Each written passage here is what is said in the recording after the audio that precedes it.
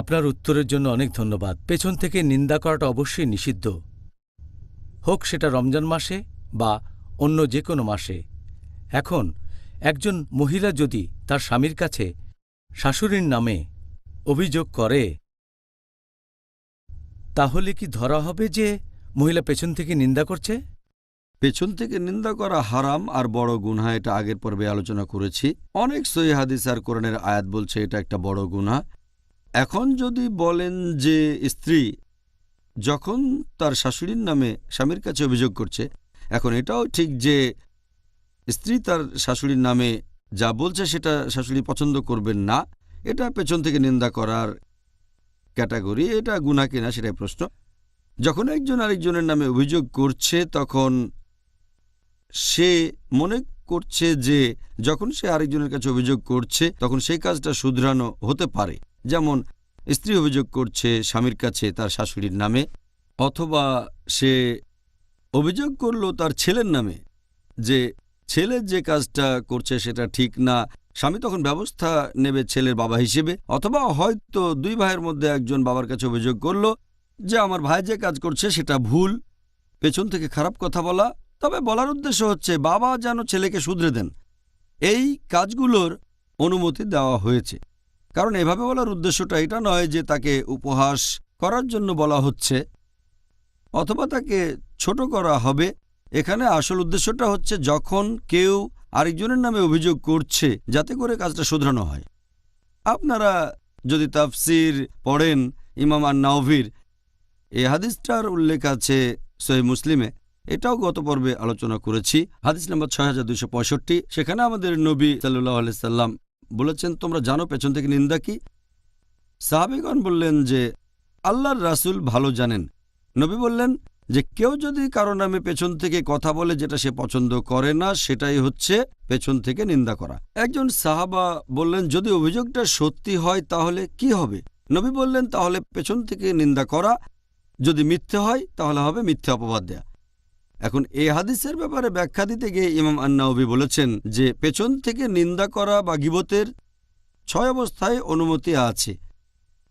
1 নম্বর তিনি বলেছেন যে যদি কোনো কিছু বলা হয় দেশের শাসকের কাছে বা বিচারকের কাছে, অন্য আরেকজন মানুষের নামে কোনো রকম অভিযোগ করা হয় যে তার সাথে অন্যায় করেছে, হয়তো তার সম্পদ চুরি করেছে, কোনো মূল্যবান সম্পদ হতে পারে, অথবা কোনো অন্যায় করেছে, যদি তার নামে অভিযোগ করেন শাসক অথবা বিচারকের কাছে আরেকজন মানুষের নামে আরেকজন মুসলিম, এটার অনুমতি আছে, কারণ আপনি অন্যায়ের বিচার চাচ্ছেন। এই ধরনের ক্ষেত্রে গীবতের অনুমতি আছে। ক্যাটাগরি নাম্বার 2, যে আপনি কারো কাছে অভিযোগ করছেন আর মনে করছেন সেই লোক প্রভাব ফেলতে পারবে তার উপর যে খারাপ কাজটা করছে, গুনাহ করছে, আর মনে করছেন সে খারাপ কাজ বন্ধ করে দেবে, অনুমতি আছে। যেমন ধরেন আপনার একজন বন্ধু, সে আরেক লোকের পাল্লায় পড়ে খারাপ কাজ করছে, আপনি বললেন যে আমার বন্ধু খারাপ কাজ করছে, অ্যালকোহল পান করছে। যদি মনে করেন সেই লোক আপনার বন্ধুকে প্রভাবিত করতে পারবে, তার প্রভাবে সে এই খারাপ কাজ আর করবে না, তাহলে গীবতের অনুমতি আছে। তাহলে স্ত্রী যখন স্বামীর কাছে অভিযোগ করছে, সেটা আসবে প্রথম বা দ্বিতীয় ক্যাটাগরিতে। হয়তো স্ত্রীর সাথে কোনো অবিচার করা হয়েছে, অথবা স্ত্রী স্বামীর কাছে বলতে চাইছে সে তার শাশুড়িকে শুধরে দেবে, প্রথম দুটোর একটাতে পড়বে। বাকি 4টা ক্যাটাগরি ইমাম আন-নাওয়ির মতে যেসব ক্ষেত্রে গীবত করা যায়। 3 নাম্বার, যদি আপনি যান কোনো মুফতির কাছে, কোনো ধর্মীয় ব্যক্তিত্ব, কোনো ধর্মীয় উপদেশের জন্য, হয়তো বললেন যে আমার বাবা এই কাজ করেছে অথবা আমার স্ত্রী এই কাজ করেছে, অভিযোগ করলেন, জিজ্ঞেস করলেন কি করা উচিত।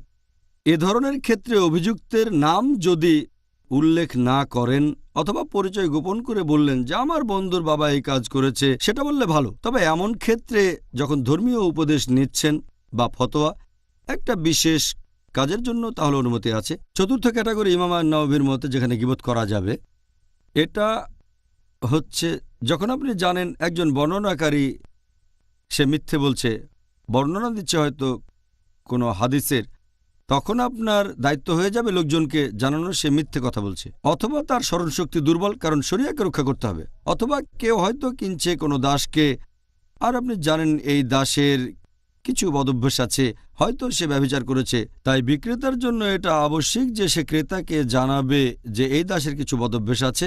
অথবা কেউ আপনাকে বলল যে সে অমুক মহিলাকে বিয়ে করছে, আপনাকে জিজ্ঞেস করলো মহিলা কেমন, তখন যেটা আপনার দায়িত্ব যে আপনি সেই মহিলার দোষ ত্রুটিগুলো সেই লোককে বলে দেবেন। এখানে উদ্দেশ্যটা সেই লোককে ছোট করা নয়, এখানে উদ্দেশ্যটা সে লোককে কোনো রকম অপমান করা নয়, উদ্দেশ্যটা হচ্ছে সঠিক তথ্য জানানো, হোক বিয়ের জন্য বা ব্যবসার জন্য। তাহলে এটা হচ্ছে চতুর্থ ক্যাটাগরি যেখানে ইমাম আন-নাওভি বলেছেন যে অনুমতি আছে।